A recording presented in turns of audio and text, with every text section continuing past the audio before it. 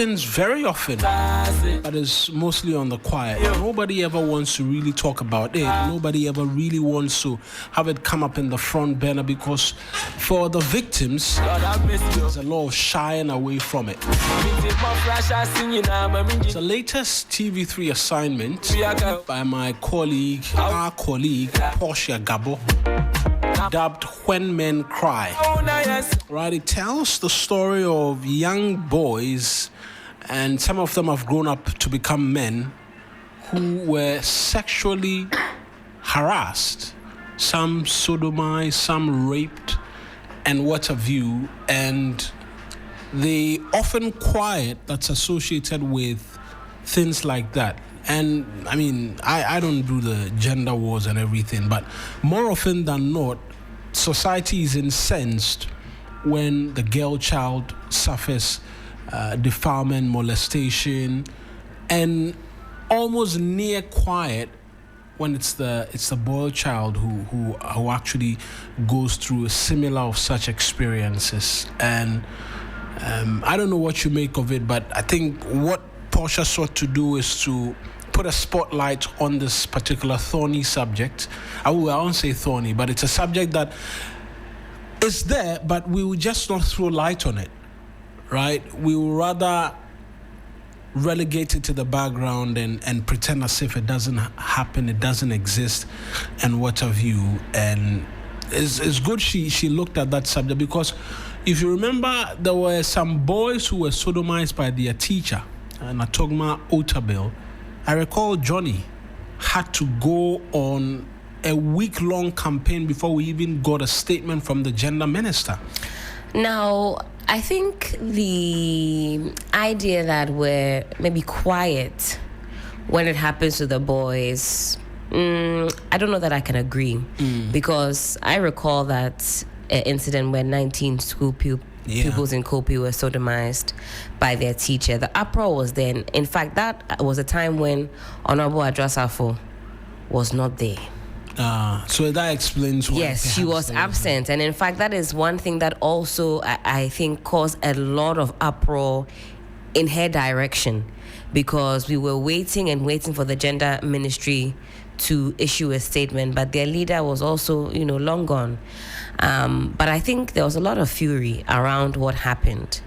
And in other instances that I've seen on social media and beyond where these have come up, the social conditioning that has gone on for so long sometimes prevents boys from speaking up. Sometimes it's quite unfortunate, even watching other men respond to these incidents. I recall there was a story about a gentleman that was raped by some women, I think at the university level, and was complaining about it. And underneath that post, you see men saying, "Oh, why? Where was I when this was happening?" Yeah, making very light. Yeah, making very light of it. And such commentaries which come about. Very, very unhelpful. Very, very, very, very, very unhelpful commentary when these are very serious issues. And so through the wonderful work that Portia is doing and that many others are doing, the hope is that not only do we give it more prominence, but we also empower the male child to speak up. This idea of bemensu and, man up, no, not when it comes to defilement, sexual harassment, and rape. It's very, very important that we also teach our young boys, not just our young girls, the body parts which are off limits for strangers, for anybody. In fact, you are more likely to be harassed, sexually raped by somebody that is in close proximity to you or close proximity to your children. We teach our young men as well what the boundaries are. Nobody can just touch you here, there, anywhere.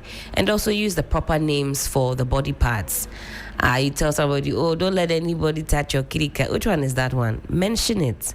Let the children know, these are my breasts. This is, it's early, but this is for the purposes of education. Absolutely. This is my penis. Don't touch it.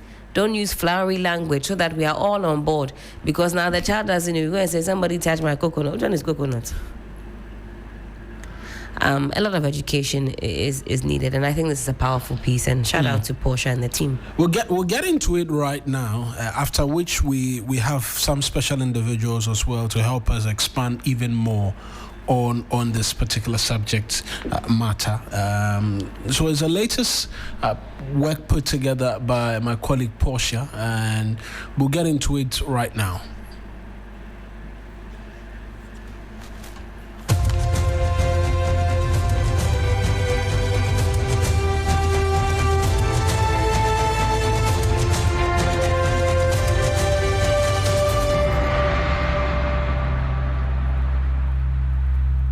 We are marching through our classes. We are 3FM 92.7. More one time to be fair. More one time to be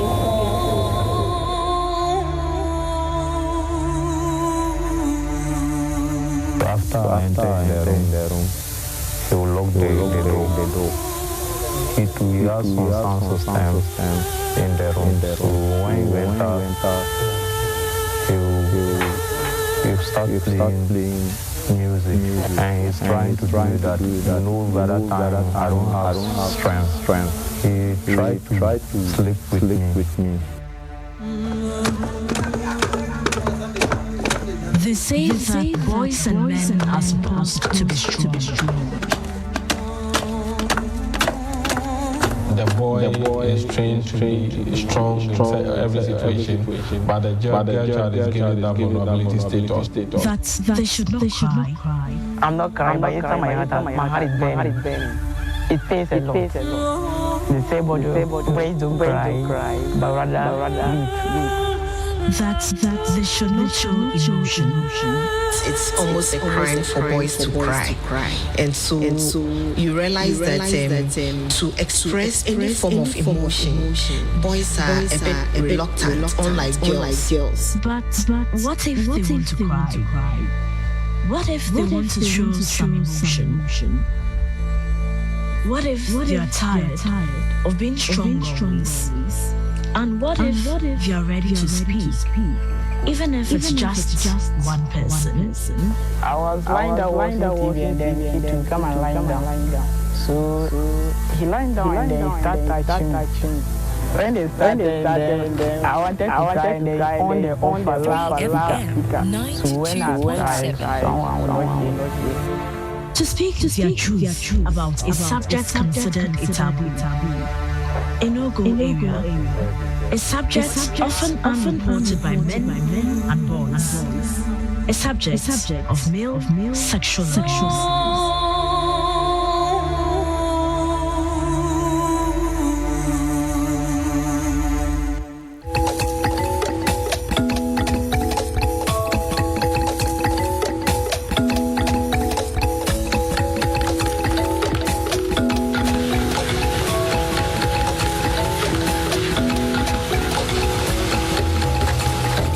Just 4 years ago, when Kopi, a village in the East Gonja municipality of the Savannah region, was in the spotlight for a disturbing reason. A social studies teacher, Natoma Otabel, defiled and engaged in unnatural carnal knowledge with 18 students of the Kopi Primary and Junior High School. He was later sentenced to 7 years in prison with hard labor. Since then, a lot more perpetrators of sexual abuse against boys have been jailed.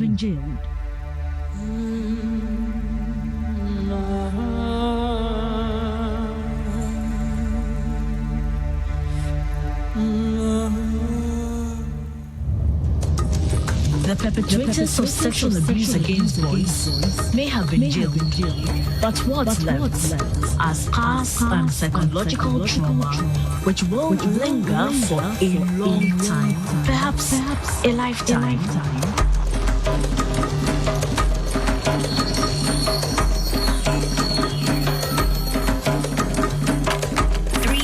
Today, the victims and survivors are breaking their silence to reveal their truth.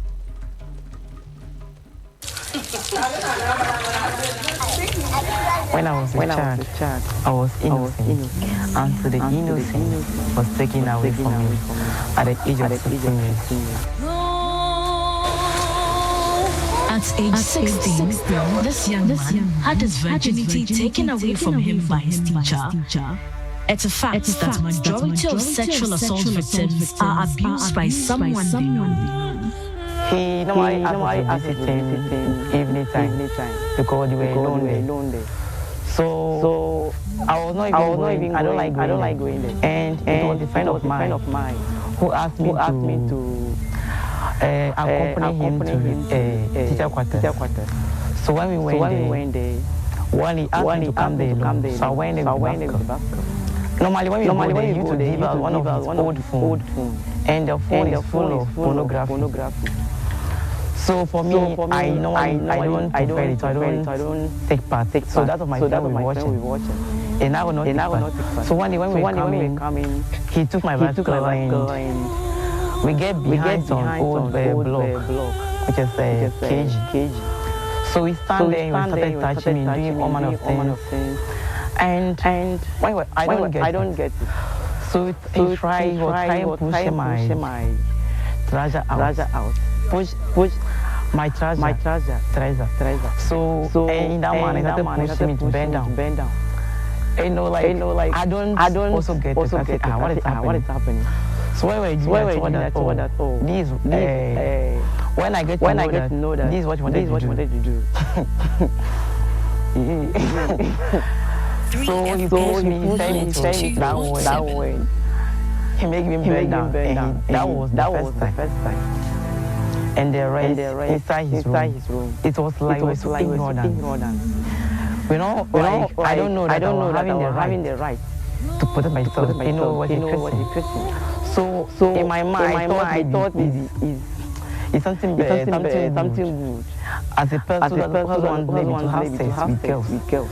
Maybe that is somebody process to protect yourself against girls. That was my mind. So when he was doing it, nothing like feeling bad. I was feeling bad or do bad. Something like to react about it, but I didn't do anything. Even to tell people I was feeling shy to tell people what's happened.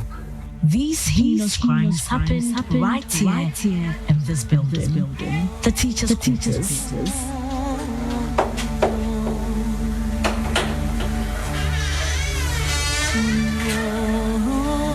Whenever he did it, he would use some rats and clean our anus. That's what he used to do. So you don't do anything.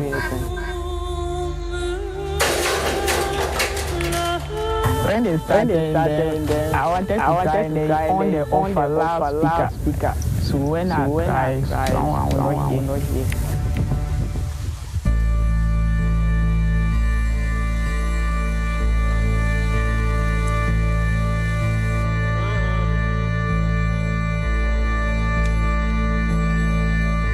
In this room of horror, the innocence of 18 boys was stolen.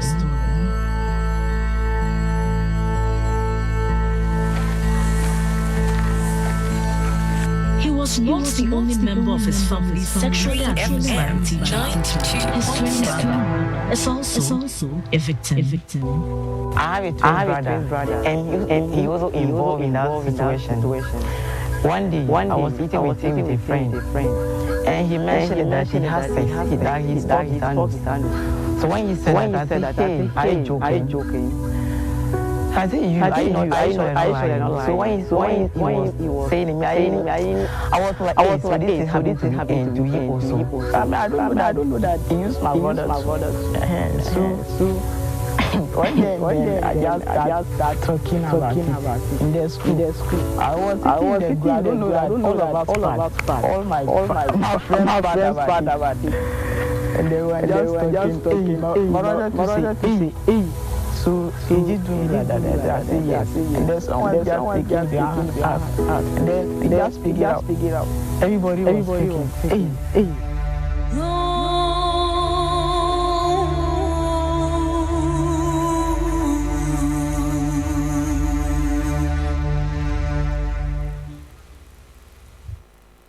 He He called me that has come. When I come and they said that they want to give me the light up. He light up. That's a play again. When I start playing again, will make the food for me. When I eat it, then they want to see that come and lie down. When I lie down, I was lying down watching TV and then he to come and lie down. So he lying down and then he start touching me. So and then when he starts touching me, then, I don't know that he just do that. Then he started. He'll give you something and then biscuit to be eating, then you will be happy. So then that's when you call. And then at the school you can just do it around town. The man can just do this thing. So I'm laying out so right. Yeah, that's why.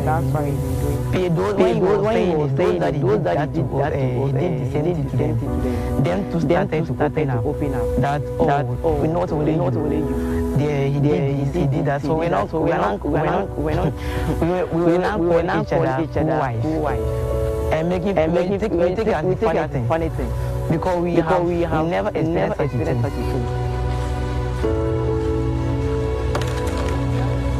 Brothers wounded by that trauma. I cry when it happened.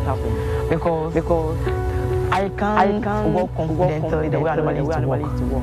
And also I find it difficult to mingle with my friends also. Because I feel like they will mock me about it. And more internally that I cannot function in all my skills the way I'm supposed to develop them. I can't do it because of that. I always feel like when I'm meeting with my friends, they may discuss about the case, and I will not be happy when they discuss it. I will lose my joy. So because of that, I normally don't mingle myself with my friends the way I used to do. And then sometimes the diarrhea comes as anyone. Yeah, I have and then they give me medicine and then take injection. The room where the abuse occurred was occupied temporarily by a teacher. Frankly speaking, I spent night in the room there. Around midnight, around 1, 2, I was just there because that was my first time, my first and so I was just watching anything will happen, anything strange will happen, so that me to so for the first they come normal. Reader General Christopher Mwaku extensively covered the sodomy case at the Kupi Primary and Junior High School. He speaks on the lingering effect of the sexual abuse on the victims. The psychological trauma you could see from their faces. Some of them even could not go to senior high school. Some of them had to drop. And I was told by the assemblyman for the community that when the incident happened, some of them did not actually continue to write their basic application certificate examination. When the incident broke, everybody was talking about it.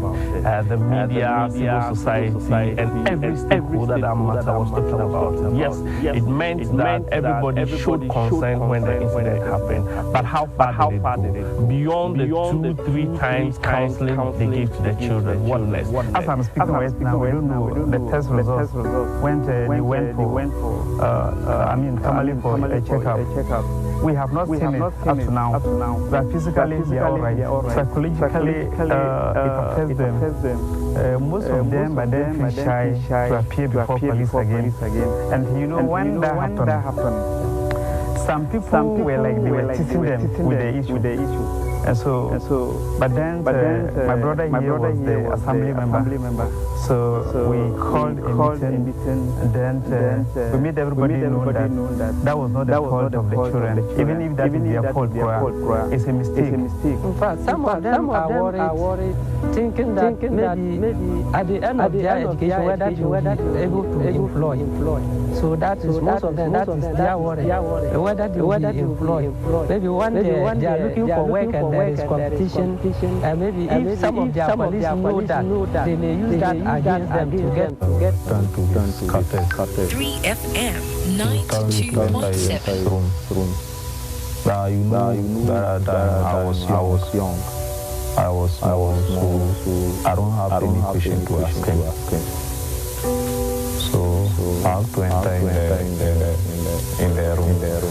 So after I enter in the room, he will lock the door. He has some sound system in the room. So when he enter, he will start playing the music. So when he starts playing music, and he's trying to do that, by that time I don't have strength. He tried to sleep with me. So that time I don't have some strength. I cannot do anything. You force me. If you shout, the sound system, it will not come out. Nobody will hear. So because of that, he will do whatever he want to do, and then leave. And when he did that, he will warn you. Yeah, he will warn you that when you hear that from somebody, he will kill you. So I was afraid to tell people about it. Even when you went to the school, you beat you, when you try to talk to your colleagues. A report from the UN Convention on the Rights of the Child supplementary reports on cases of sexual abuse reported to the Domestic Violence and Victim Support Unit (DOVSU) showed that boys are victims in incest and unnatural carnal knowledge cases. This data suggests underreporting of few incidents involving boys compared to girls. On defilement, no male cases were reported from 2020 to 2023. On incest, there were 12 male victims in 2020, 92.7, 7 in 2022, and 17 in 2023.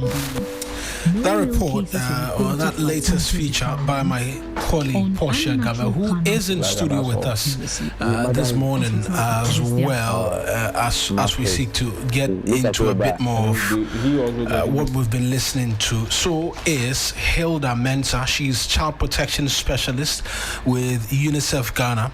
All of them in studio with me, and then as always, Helen Apiampo for here. And Helen, perhaps we are here together more often than not. And we were just talking about this and what we've been hearing. I was struggling to hear the account of what it is that had happened to them. I don't know for you. Same. I was just saying before we put the sound down, what a wicked thing to do to somebody. The kind of trauma that this leaves you with, lifelong trauma. Yeah. I know we'll be getting into sanctions and what we think is appropriate, but a lot to unpack this morning, and eager to hear from the ladies. Yeah, and Portia, you put this together in terms of personally for you as well, having to make the journey, go there and hear them share stories like this. How did you take in all of that? It wasn't easy. What actually prompted me to do this feature was that sexual abuse can happen to anyone or everyone, but for a very long time, the narrative has just been about women being sexually abused. And I wanted to flip the script a bit to find out, what about the boys? What about the men? Do they also go through these situations of sexual abuse, rape, incest? So I just sat down and then decided to do this feature. I call it a love letter to the boys who have been abused, because for a long time they've been silent. And even when you hear the narrative from the boys themselves, they do not report sexual abuse. One, because of stigma, and because people laugh at them. So for a long time, they have been silenced. So this was to allow them and give them the opportunity to tell their own truth, so that it encourages other young boys and other men who have been sexually abused to come out and speak their own truth, to encourage others to also come out. That was the main aim of doing this feature. And you managed to get them to do that as well, to share their story. I don't know how life is like right now for them, because you managed to, and this was a very widely reported incident from the Kopi area. How is it like for them right now, in the aftermath of all of that?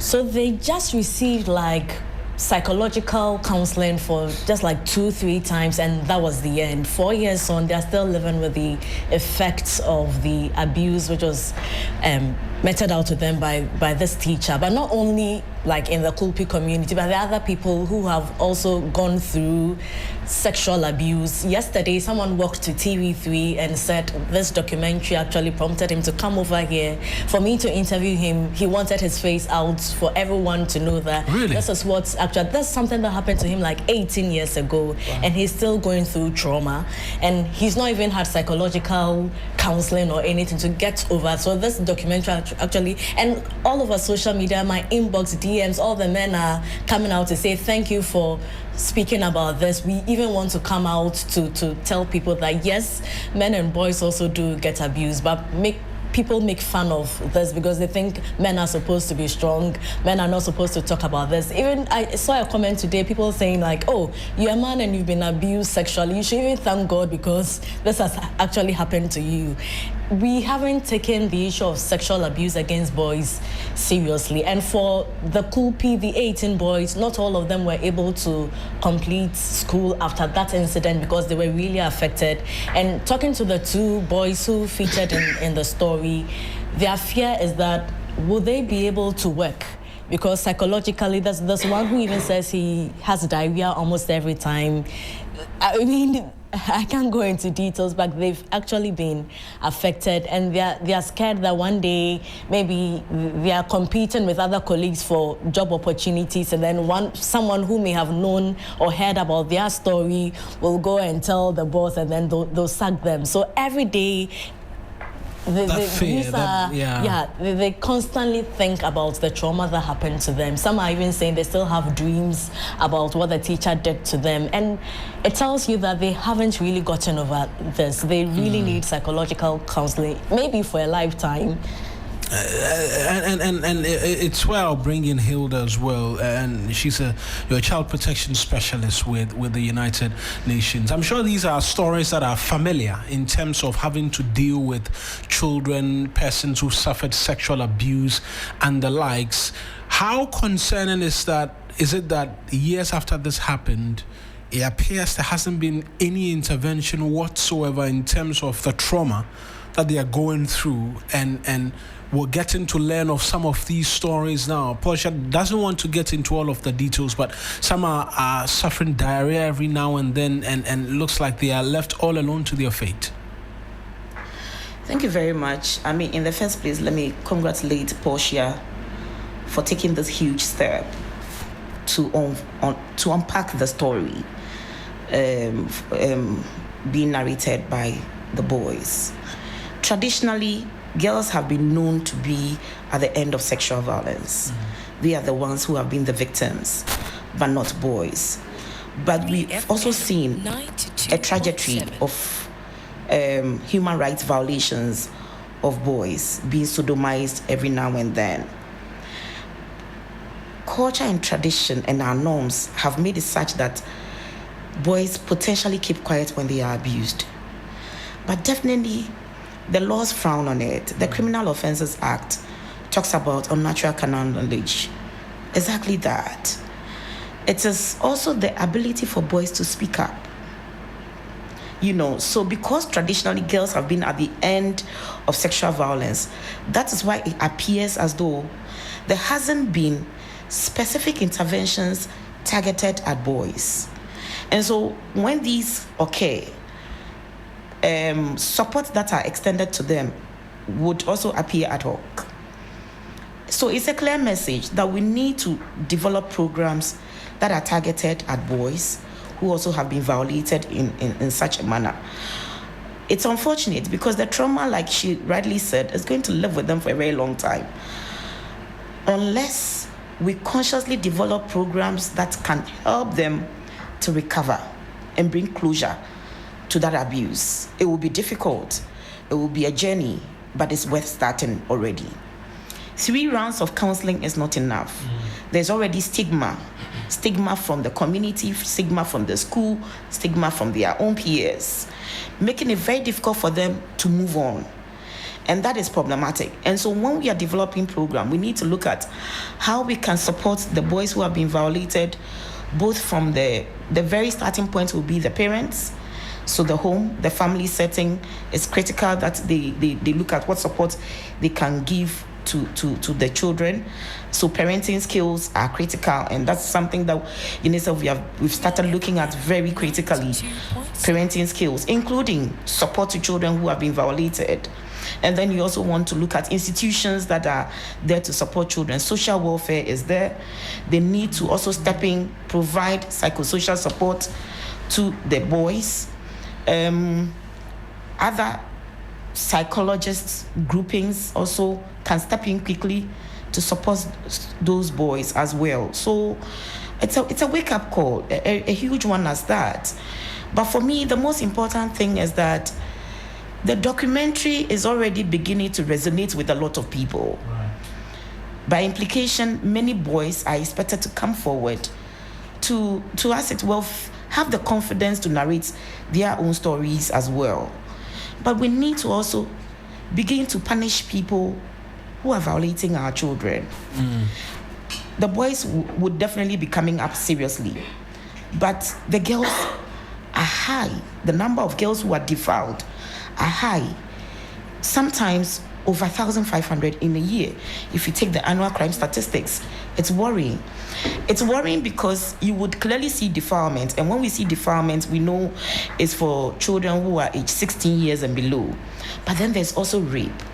Because the crime statistics do not necessarily unpack the age of those who have been raped, you are not able to tell who are those 17 and 18-year-olds who have been raped. You get it? Right. And if we're able to get that number added to the deferment, that already in terms of aggregation gives you a huge number.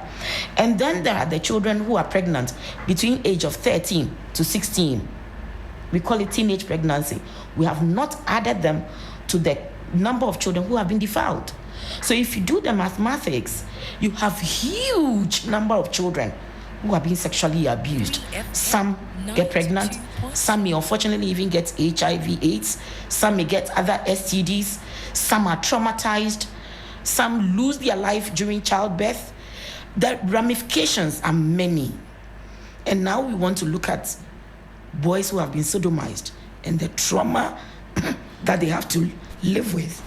I'll allow you to clear your throats. Just push it wasn't just also about sodomy. There were other men who came out to say when they were 12 years, their parents left them in the custody of older women or caretakers. There was one particular person who spoke about he being 12, daddy leaving him with a tenant, an elderly tenant in the house, and then she started taking care of him. When he's going to bath, she'll go there, and then like in the midst of bath, and then she started touching him. So you see how it starts. Yeah. And then by the time he realized, she started sleeping with this young boy.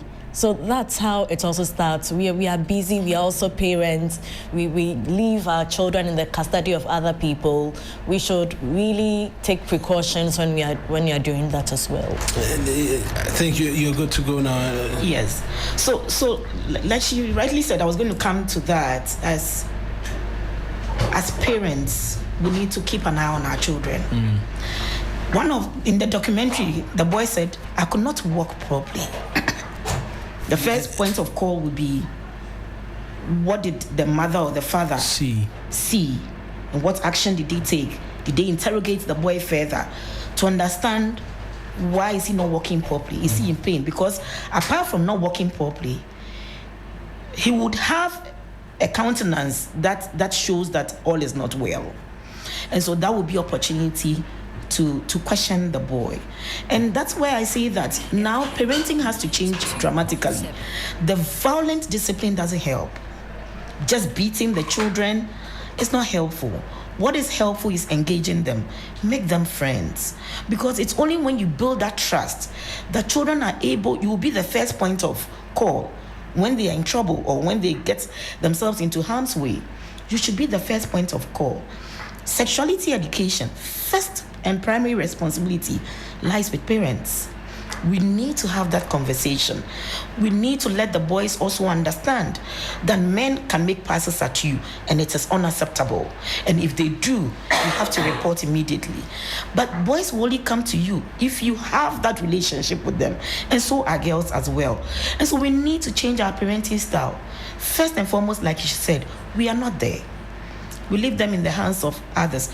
We three women sitting in the studio here, where are our children right now? In whose care are they? And so we need to pay attention to them when we get back and connect with them and ensure that they are fine. But that trust has to be there, and ask them questions. The community have to pay attention. The school is the one big setting where children, parents, entrust the care of those children in the hands of teachers. They should be the last persons who are abusing the children. Who are engaged. But then the abuse also does happen over there. And Portia, I probably may challenge you. These children, it happened to them in school, but there are other institutions where abuse potentially could happen. Institutions such as orphanages, penal institutions, the institutions that are holding our boys when they've come into conflict with the law and they've been committed. And there are many other areas where these abuses could be taking place. Exactly, but has not come to our knowledge, either because there hasn't been a whistle that has been blown, or there hasn't been anybody who has come forward to say, I'm being abused in this institution. It is also important for us to begin to see how we can empower children. We need to, at all costs, empower children. Children should be able to speak up. Even when we are designing programs and interventions to help children, we need to also consult them, have them participate in the design of that program. Because it is only when we listen to their voices that we are able to tailor programs that actually meet their need. We are not listening to our children. We need to give them a voice, empower them to speak up against these rights violations. It is unacceptable under any circumstances. Absolutely. And we need to do better. Yeah, absolutely. And unacceptable in every sense of the word. Yeah, Hilda, I've got a question. This comes up quite a lot when we talk about how soon is too soon or how early is too early to educate our children when it comes to sexuality, sexual reproductive parts, for instance. Somebody will tell you, oh, don't let anybody touch your hoo-ha, your coconut, your, blah, blah, blah. Are we coddling the children too much by not being upfront with them? So I guess my question is twofold. The first one being, how soon should we be educating our young ones about sexuality, reproductive health, sexual organs, let's say by age? What age is appropriate? And also, should we be sugarcoating some of these things, or do we have to tell the boys and girls straight, these are your breasts, don't let anybody touch them, so that they are very clear what the boundaries are? Yeah. I don't think there is a straight way to determine that at this age it is okay to begin to talk about sexuality with children, because some children mature faster than others. But what is certain about all of them is that they all develop like we all did, right? And so some girl may start getting her breast popping up by the age of 8, some by the age of 10, some 9, some 11, some menstruate early, some later. And the boys also experience changes. They are beginning to get deeper voices, beard, the changes are different for all of them. But what is certain is that when they are changing, they themselves know they are changing. What is not clear to them is what they are experiencing, the ability to understand what is going on with my body, which is why they begin to experiment if you don't engage them. I'll give you an example. I was watching a movie one time, and there were 2 adults kissing, a man and a woman, of course. So I quickly changed the channel. My daughter was then 8 years. And then she said, why did you change the channel? I said, they were being naughty. And then she said, is kissing naughty? And then I laughed, because I thought I was switching the channel quickly so she doesn't see it. But she has seen it. That was the opportunity for me to start engaging her. I realized she understands kissing. and so let's have a chat. I didn't have the chat with her immediately. So when I pick her from school or one weekend we go out, I begin to have a conversation. You know, when adult kids, it's because they are ready and they've married. Mm-hmm. You need to start the conversation immediately. You realize that your child seemed to know. It's important. I remember I was even telling my daughter, she's 13, and I said, look, God forbid, but if I'm not alive and you get married, there are sexual positions that will make you uncomfortable. Stop it immediately. She was laughing and said, Mom, I'm only 13. Why are we talking about marriage? I said, let's begin to talk about it. We need to have a conversation, because from 8, she said, Mom, why did you change the channel? It's kissing bad. Some parents may take it for granted. Let's take it for granted. It's an opportunity to have a conversation. And that is why it's important that recreational facilities, getting children to have extracurricular activities, is important, because it diverts their minds to other things other than sex. Now, the situation has been worsened with internet technology. And I'll scare you further. Hey. Yes, the reason why I said I'll scare you further, and Portia, it's something that you probably might also pay attention to and do a documentary. COVID-19 taught us a huge lesson, because all of us migrated from the physical space to the virtual space. Right. And so children started learning online. We started working online, shopping, everything, and even buying food, everything just went online. But we also migrated from the physical space with all the pedophiles. Mm-hmm. Right? So now you're sitting down, you have your Momo, your wallet, and somebody is asking you to enter your PIN. You have no idea what's going on. By the time you realize, even your money on your own wallet has been taken. So now, traditional robbery is not the physical, putting the gun to your head. Yeah. It's done even in the virtual space. You have cryptocurrency here and there, everything. And so children are being groomed online. The boys are being groomed. And you see what one of the boys was saying, that they will show you pornographic movies. And I bet because this man sodomized them, he's likely to be showing them a man-to-man pornography. What they are doing on the internet and grooming the boys is to get them to accept that, it is normal for boys to have sex with boys. Or it's normal for me to have sex even at my age, 15, 14, with another boy. And diverts their mind from even appreciating girls as they grow. So that's grooming. And then, unfortunately, some of them are, when they sexually abuse them, it is filmed. And because it's filmed, it becomes a bait to blackmail them. So they will invite them. If you don't come, I'm going to circulate this virtually, globally, and put it on the internet. And nobody wants their nudes out there. That's right. And so they comply. And so the abuse can go on and on and on, because there is a blackmailing point, which is the sexual act that was filmed. It's happening also to girls. And then they turn around and sextort the girls. So if you go and read the case of Edmond Ado versus the Republic, it's a very horrible one. Okay. So these things are happening. And there's an NGO based in the US called the National Center for Missing and Exploited Children. Every year, so you could also, take their annual report and just to have evidence to support some of the documentaries you'll be developing. So the National Center for Missing and Exploited Children is an NGO that, as a way, monitors the virtual space, particularly focusing on child sexual abuse materials that are circulated from each country. And so if you take the annual report, is globally, you can have all the countries. You can have that of Namibia, Liberia, Senegal, Ghana. And when I say I'll scare you, for 2022 alone, the child sexual abuse materials that were either accessed in Ghana, produced in Ghana, or redistributed in Ghana was 21,909.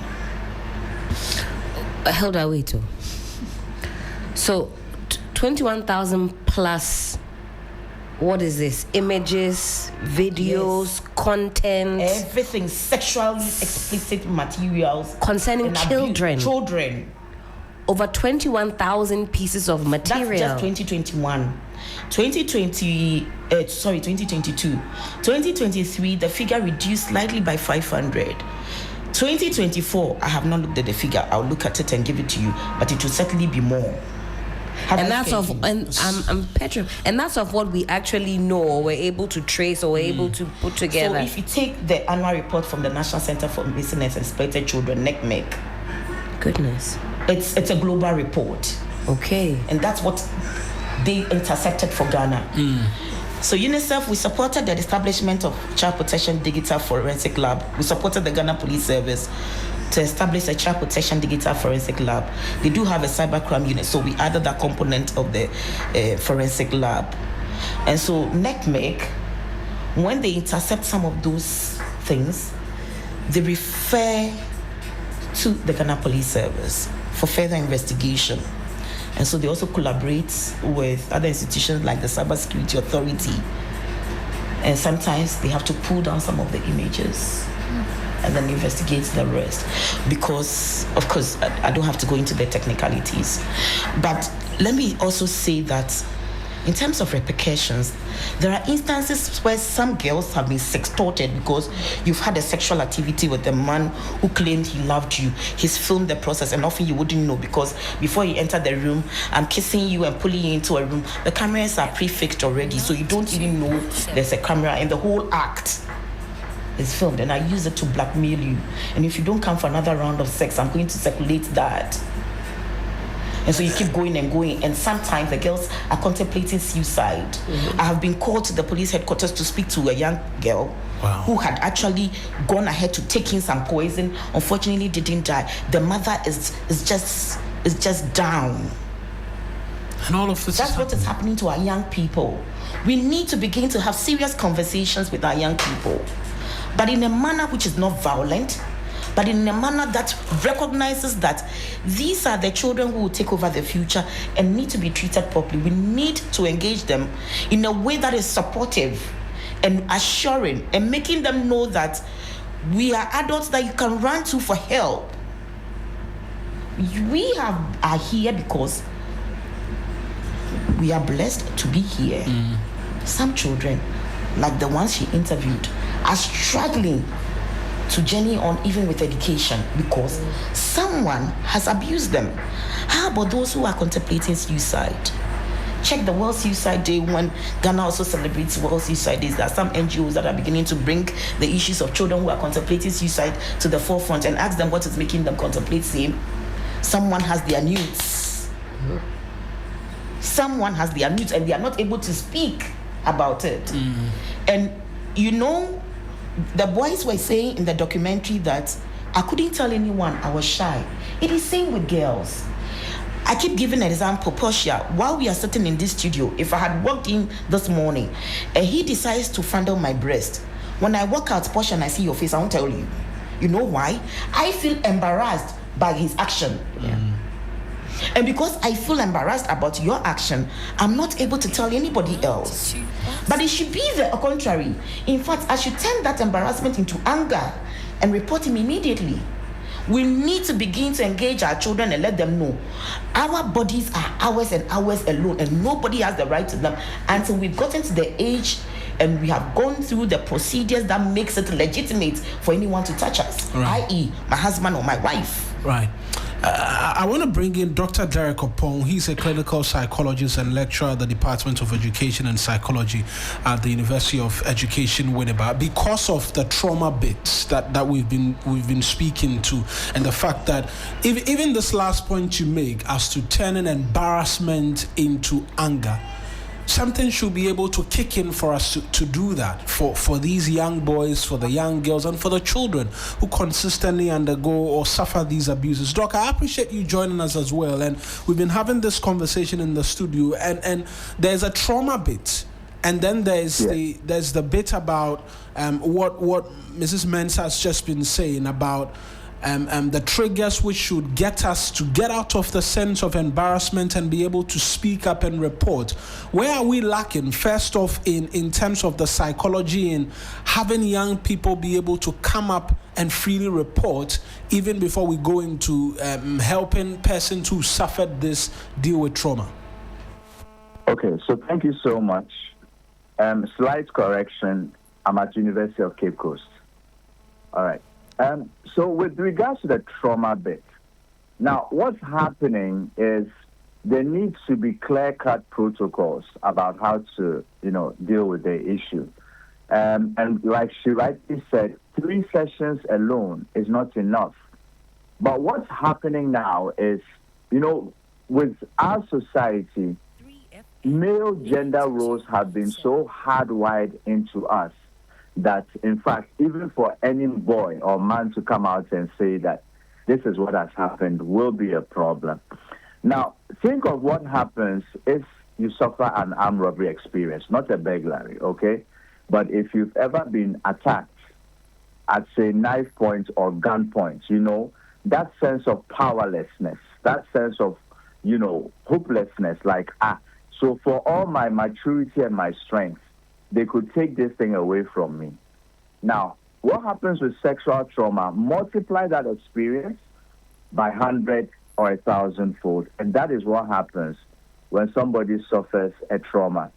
It is basically their identity, their sense of self that has been stolen from them, okay?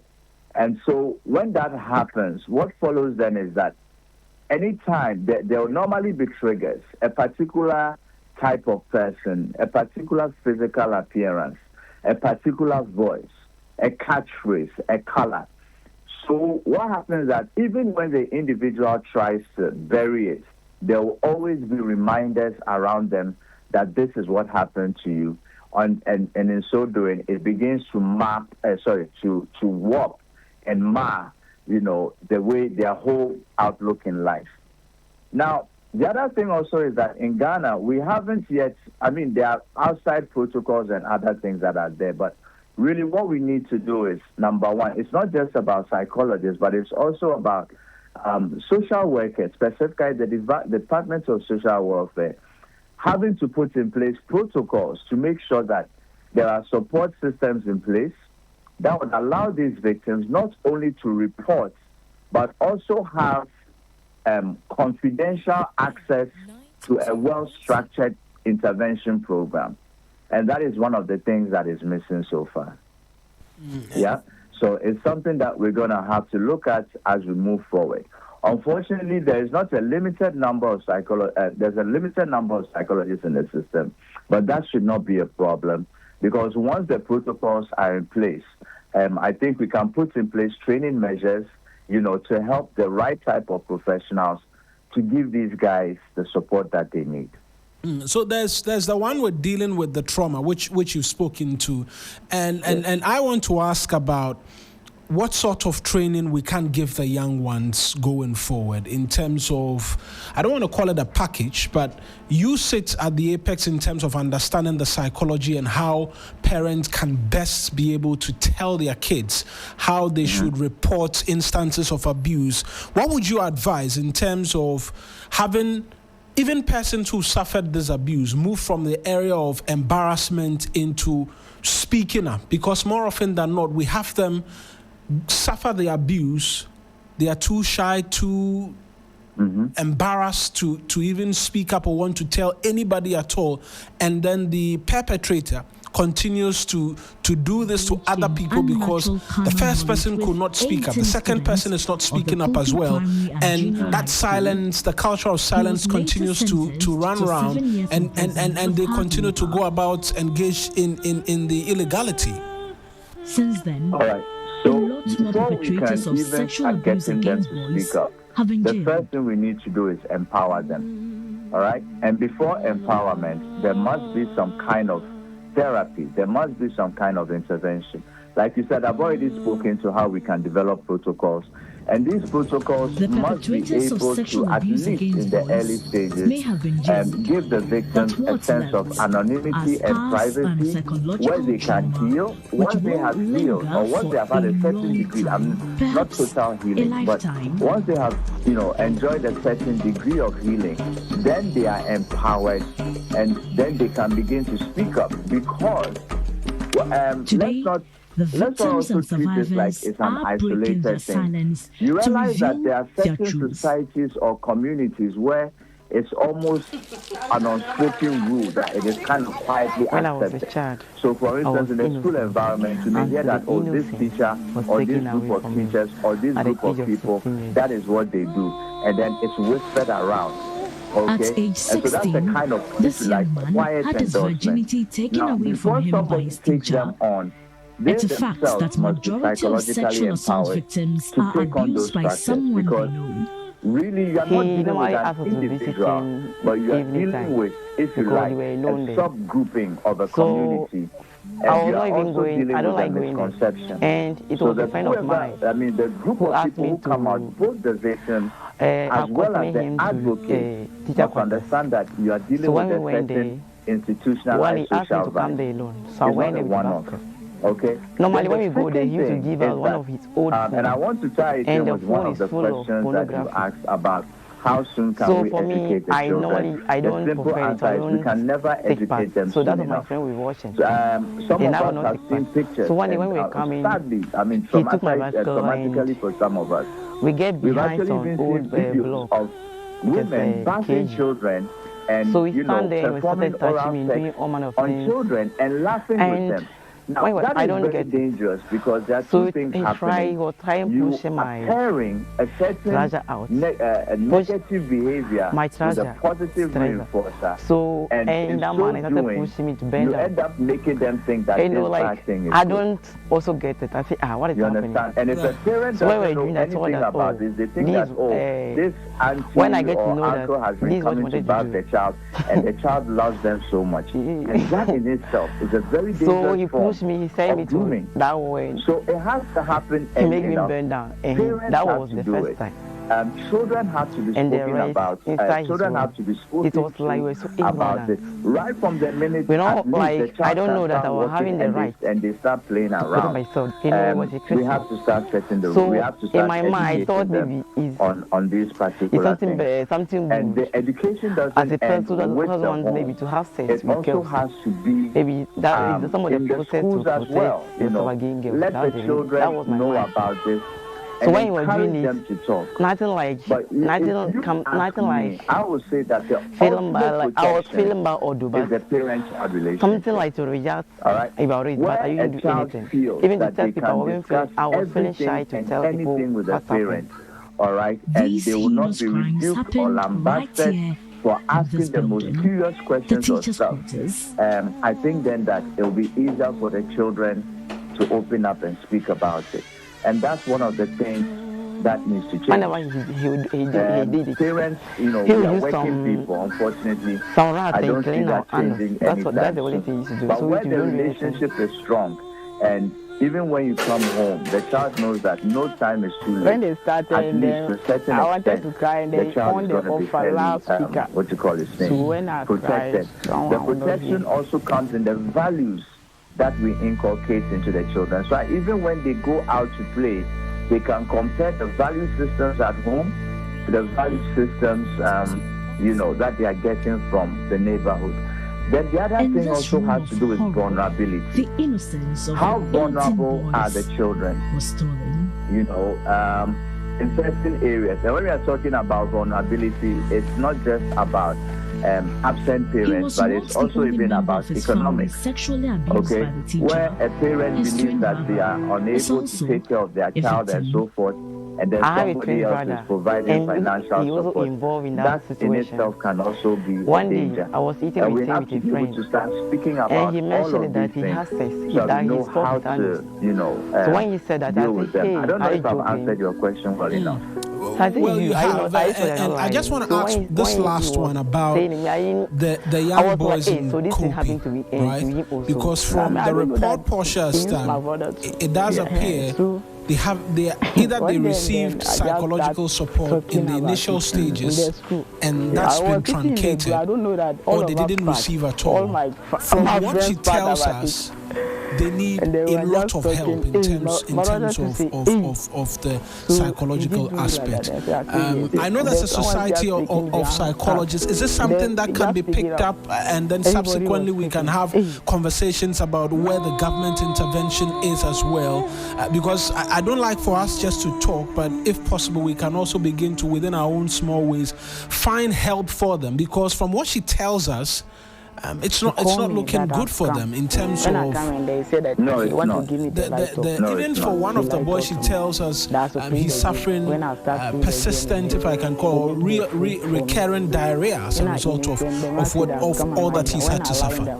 Yeah, that's a form of convention disorder. To come and lie down. So, my stronger and it can be done.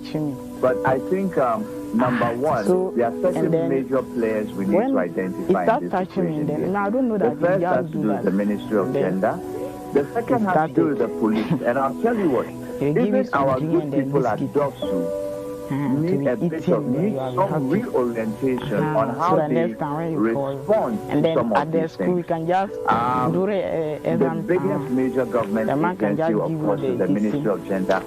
And I wish you had somebody coming from gender or at least social welfare. Yeah, that's why. And as for us, as psychologists, those that he did that to, let us, we can easily design and put the protocols in place.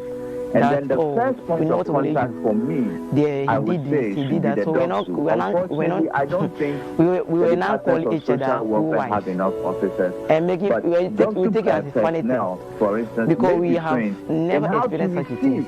And respond to such allegations, then of course, two brothers we can wondered train by the what you call it. I cry when it's happening. When it's happening.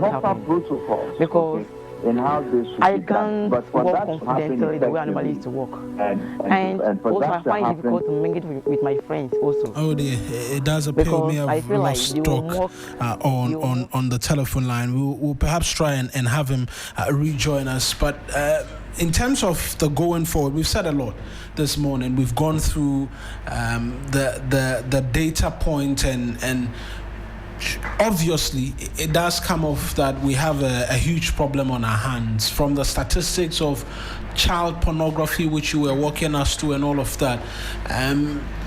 Does it come off as though our laws are not helping us do enough, or it's a case of yes, the laws are there but we're not seeing the enforcement properly? Because I look at what exists in terms of statute and what is happening on the ground, and it does appear that there's a bit of disconnect in being able to go heads on and clamp down on a lot of what it is that we're seeing.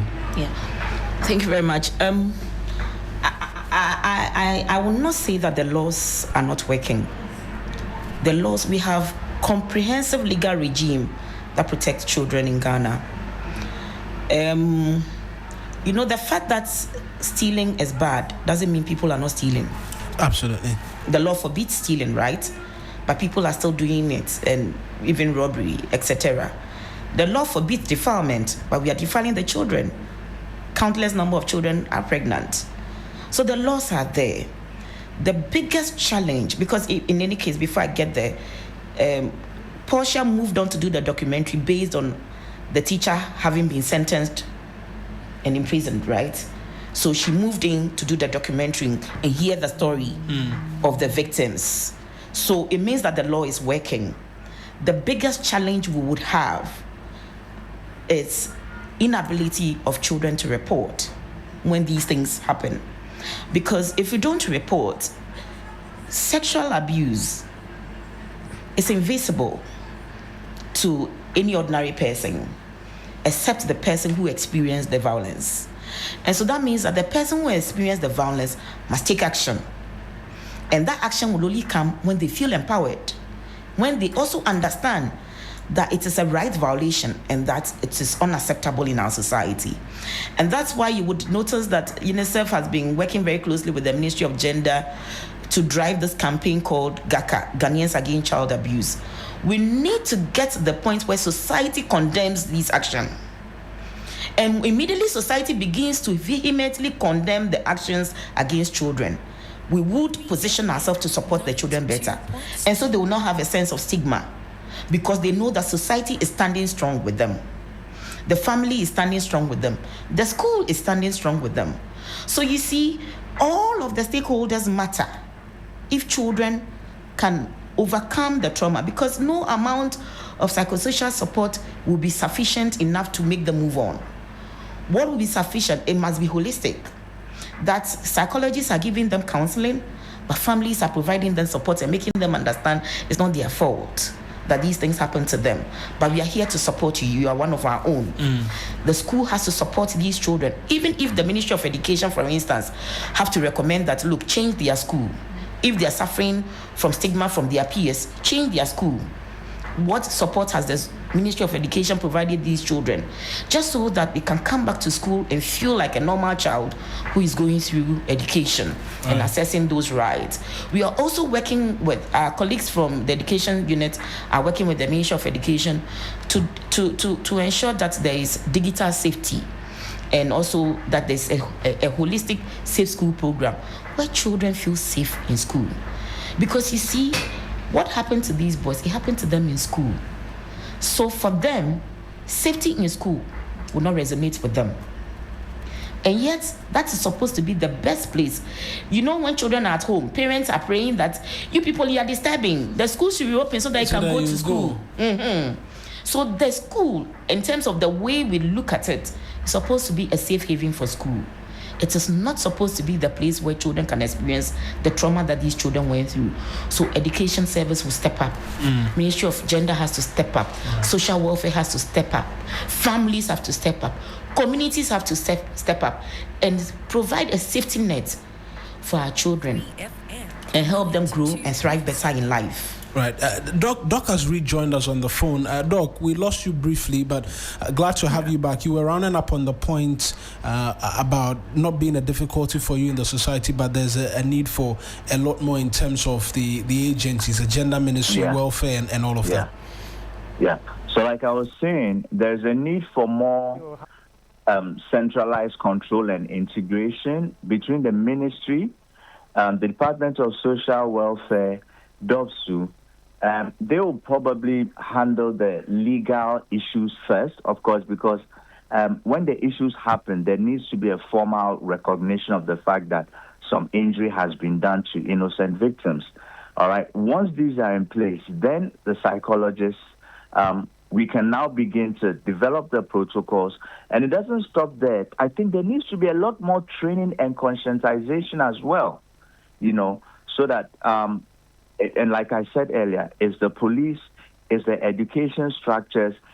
Teachers themselves even need to be trained to identify early warning signs of children who may be suffering abuse. You have a child who might have been doing well in class and then suddenly they begin to withdraw. Or you have a child who is afraid to go to certain places and they are unable to speak up. You see moodiness. They should be able to identify all of these signs. Then the students themselves also need to be trained in terms of how to treat each other and support each other at the various levels, what to make fun of and what not to make fun of. And once we begin to start having this openness, I think it will go a long way to helping the individuals. The other thing I want to say very quickly is that the trauma of these things of this particular thing can last very, very long because it shapes personalities, it shapes an individual's sense of identity, it shapes their sexual orientation, and it even shapes the way they treat people in future, not just at the present, the way they treat their partners, the way they will treat their children. So really the impact is such that if it's not well managed, either the individual becomes dysfunctional or they may become a menace to society. So it's a lot more, I mean, if somebody thinks that it's just one of those cosmetic things that we're talking about, we should be careful because sometimes this is one of the ways in which maladjusted individuals can be created. Right. And we don't want a society like that. Doc, I appreciate you joining us this morning for this very important conversation. That's Dr. Derek Opong speaking to us. He's a clinical psychologist with the University of Cape Coast. I mistakenly said Winneba. It's UCC. I don't know why I said UEW, but it's UCC. I'll come back into the studio and tell you quick final words. And perhaps, Portia, you did this, and so I know there's a bit more that you could share, but because of how sensitive it is, and so you're not sharing. But obviously you did this work.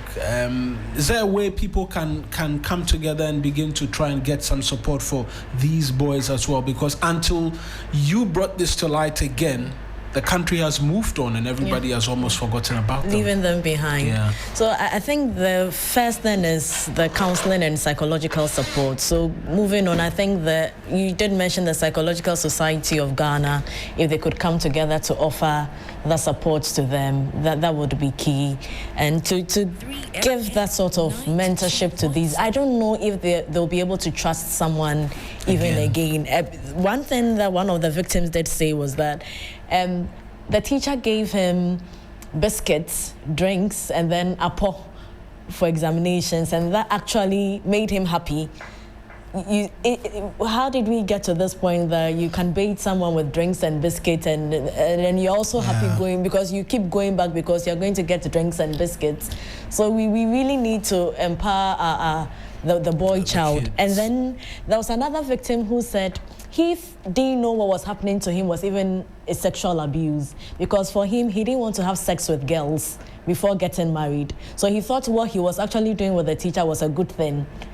He doesn't even know what sexual abuse is. Zero education as to he didn't know.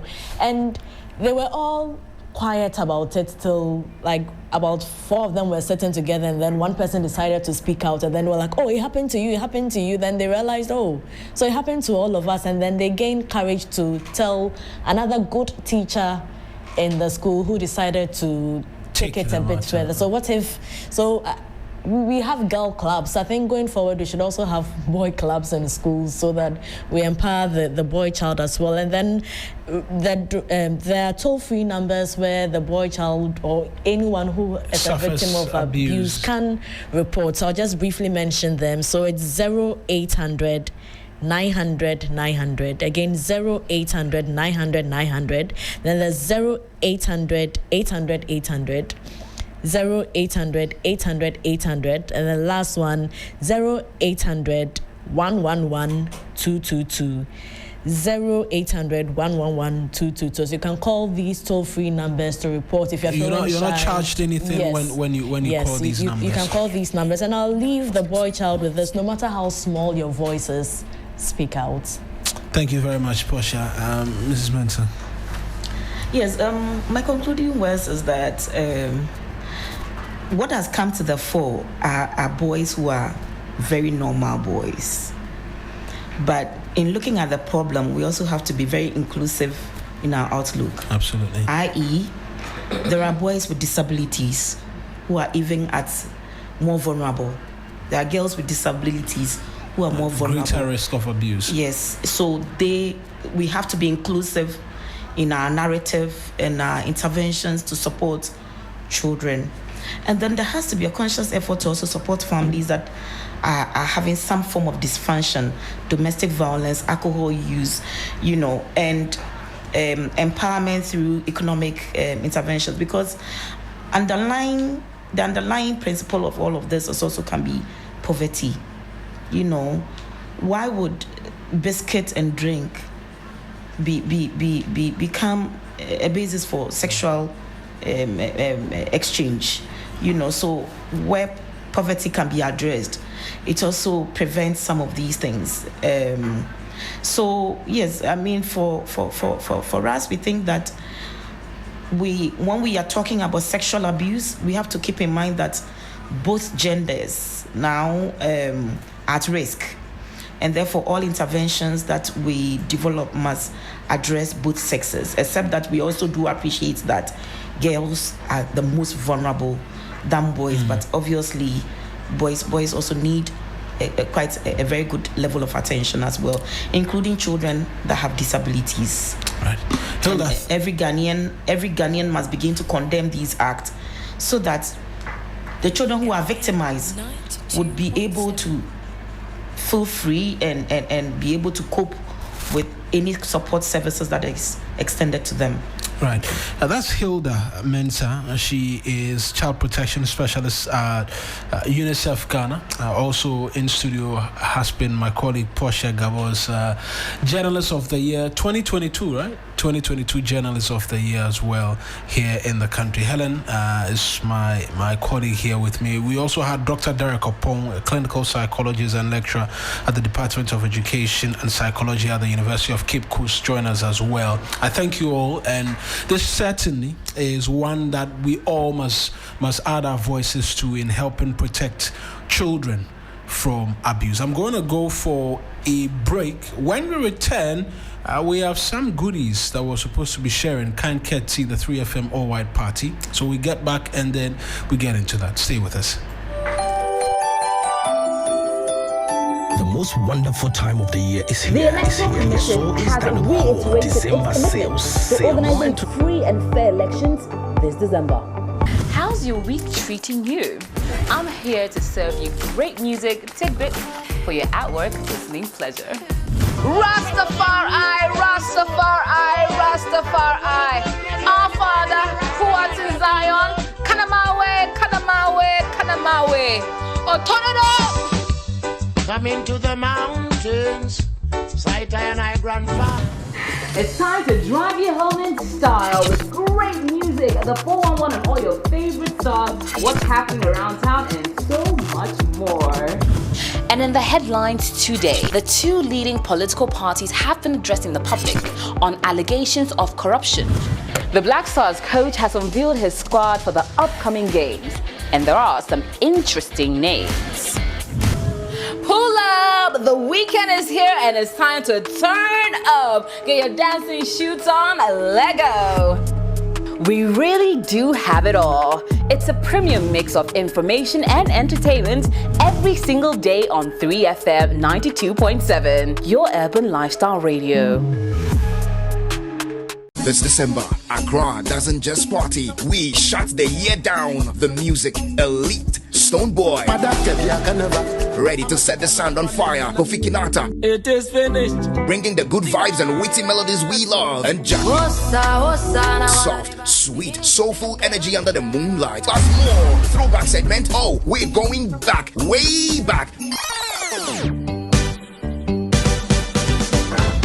Highlight classics to songs you thought you forgot. Live band, non-stop DJs, energy that never dips. Fire dancers, moonlight fireworks, cocktails flowing, cold drinks everywhere, and Labadi's legendary food, sizzling, fresh, unforgettable.